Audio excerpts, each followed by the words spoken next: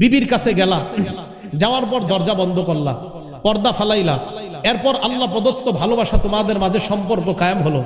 পরের দিন তুমি বন্ধুদের সাথে বসলা, বসার পর বললা ফালতু কাজা ওয়া কাজা, আমার এই হয়েছে তোদের ভাবির সাথে, সব বন্ধুকে বলে বেড়াইলা।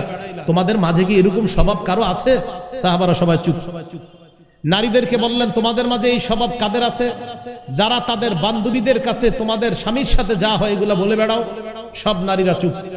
এক নারী সাহস করে দাঁড়িয়ে গেল, দাঁড়িয়ে বললেন ইয়া রাসূলুল্লাহ ইন্নাহুম লা ইয়াতাহাদ্দাসুনা ওয়া ইন্নাহুন্না লা ইয়াতাহাদ্দাসনা, পুরুষদের মাঝে কেউ কেউ এই অপরাধটা করে, নারীদের মাঝেও এই অপরাধটা কেউ কেউ করে ইয়া রাসূলুল্লাহ। নবীজি বললেন তাই নাকি? কয় হ্যাঁ। নবীজি বললেন যেই পুরুষ এই অপরাধ করে আর যেই নারী এই অপরাধটা করে তাদের দৃষ্টান্ত একজন শয়তান পুরুষ আর একজন শয়তান নারী রাস্তায় অপকর্মে মিলিত হইল, আর তোমার বন্ধুরা তোমাকে তাকায়া তাকায়া দেখতেছে। তুমি যদি বন্ধু